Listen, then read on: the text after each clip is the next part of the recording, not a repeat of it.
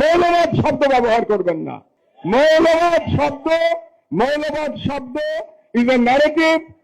এটা হচ্ছে war against terror, বুশের যে ওয়ার এগেনস্ট টেরর এবং ইন্ডিয়ার হিন্দুত্ববাদের ন্যারেটিভ হচ্ছে মুসলমানদের মৌলবাদী বলা। এটা তাদের ন্যারেটিভ।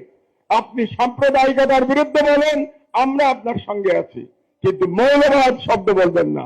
আমরাও সাম্প্রদায়িকতার বিরুদ্ধে, কিন্তু সাম্প্রদায়িকতা কি কেবলমাত্র মুসলমানদের মধ্যে? অন্য ধর্মের সাম্প্রদায়িকতা নাই? আপনার এই যে এত বড় একটা প্রতিষ্ঠান বাংলাদেশের হিন্দু বৌদ্ধ খ্রিস্টান পরিষদ, এটা তো একটা প্রকাশ্য সাম্প্রদায়িক সংগঠন। তাহলে তার বিরুদ্ধে তো আপনি কখনো বলেন না। তার নামের মধ্যেই তো সাম্প্রদায়িকতা, হিন্দু বৌদ্ধ খ্রিস্টান ঐক্য পরিষদ।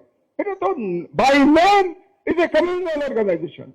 আপনি সকল সাম্প্রদায়িকতার বিরুদ্ধে বলেন, আমরা আপনার সঙ্গে আছি। কাজে আমি সরকারকে সাবধান করতে চাই, সতর্ক করতে চাই, মৌলবাদের কার্ড আবার নতুন করে খেলবেন না বাংলাদেশ।